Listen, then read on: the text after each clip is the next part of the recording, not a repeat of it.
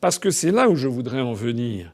C'est que outre-Atlantique, qui paraît-il est la démocratie par excellence que l'on nous montre en modèle toute la journée. Il y aurait pourtant beaucoup de choses à dire sur cette démocratie-là.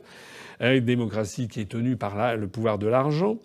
Mais si l'on compare la minceur des reproches contre Trump à la lourdeur des reproches à faire à Macron, on est confondu par le fait que les parlementaires français tardent à lancer la procédure de destitution de Macron. Je rappelle que Macron a piétiné la Constitution, s'est livré à des violations nombreuses de la Constitution que j'avais dressées dans un dossier qui avait été remis il y a un an, notamment à de nombreux parlementaires, tous les parlementaires et les sénateurs. On avait lancé une procédure de destitution en citant toute une série de violations de la Constitution. Alors, sur tel ou tel point, certains pouvaient trouver que peut-être c'était aller un peu loin, mais finalement pas aller plus loin que les Américains. Sur d'autres, en revanche, il n'y avait pas photo, comme on dit.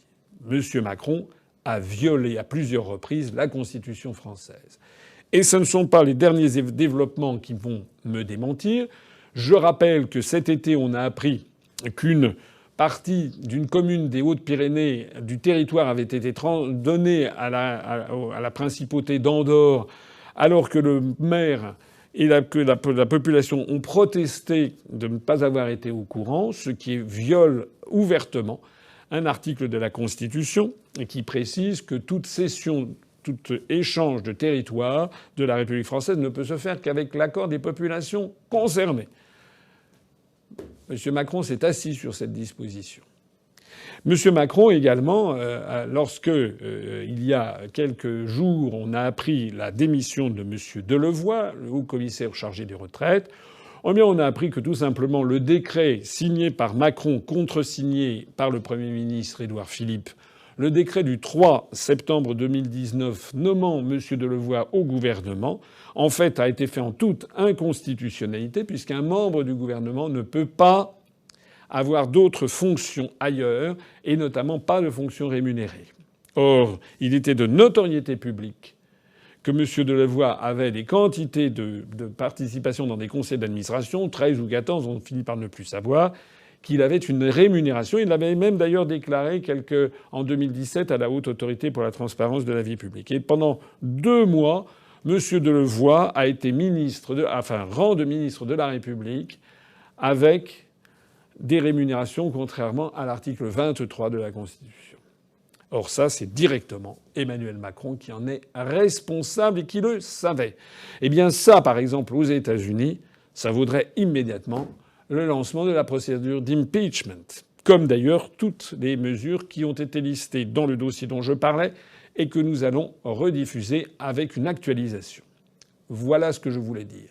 Alors je sais bien qu'un certain nombre de parlementaires français auxquels nous nous sommes adressés, notamment les parlementaires de la prétendue opposition, nous ont fait valoir que de toute façon ça ne changerait rien puisque le résultat, on ne pourrait pas destituer Macron. J'ai déjà eu l'occasion d'expliquer maintes fois que cette excuse n'en est pas une, puisque ça revient à considérer que le travail de l'opposition ne sert à rien. Lorsque la France insoumise, ou le Front national, ou DLF, ou M. Jean Lassalle, ou le Parti communiste français, ou le Parti socialiste, lorsqu'ils déposent des amendements à un projet de loi gouvernemental, si ça ne plaît pas au gouvernement, il s'est systématiquement balayé.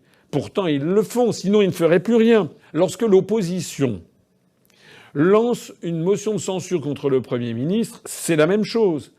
À chaque fois, ils se heurtent à la majorité En Marche à l'Assemblée nationale, mais néanmoins, ils le font. Et ils ont raison de le faire parce que lancer une procédure de motion de censure contre le Premier ministre, ça a un impact politique et psychologique. Et puis, c'est la même chose pour le président de la République française.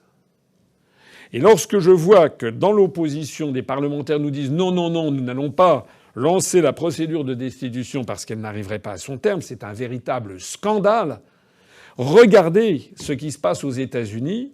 L'opposition démocrate n'hésite pas à lancer une procédure d'impeachment contre Donald Trump, sur d'ailleurs des motifs qui sont vraiment risibles par rapport aux violations nombreuses commises par Macron de notre Constitution.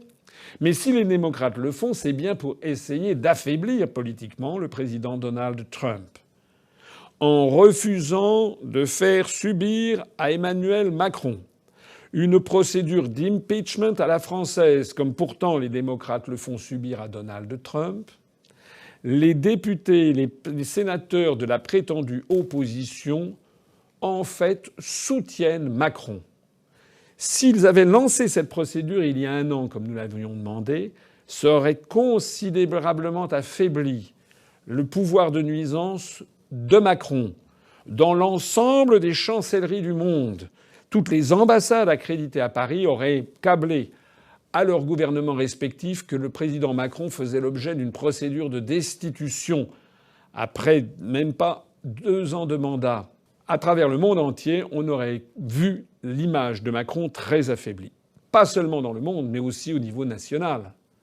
Parce que si l'opposition, sénateurs et députés, déposait officiellement le dossier que nous avons préparé, ils ont le droit de l'enrichir, de le modifier à leur guise, bien entendu, c'était cadeau. Actualisé, comme je l'ai dit. Et si c'était mis sur la place publique, à ce moment-là, TF1, France 2, France 3, France Inter, France Info, Europe 1, RTL, BFM TV, CNews, etc., France 24, seraient obligés d'en parler. Parce que notre dossier sur la destitution de Macron et tous les griefs contre Macron, eh bien, l'écrasante majorité des Français n'en ont jamais entendu parler. Si les députés et les sénateurs de la prétendue opposition, Rassemblement national, M. Lassalle, M. Dupont-Aignan, pour ce qui concerne la droite, les Républicains, qui font partie de l'opposition théoriquement, mais aussi le Parti communiste français, le Parti socialiste, on ne sait pas s'il est dans l'opposition ou pas, le Parti de la France insoumise, si tous les députés et les sénateurs qui se reconnaissent dans ces partis avaient lancé la procédure de destitution de Macron, nous n'en serions pas là.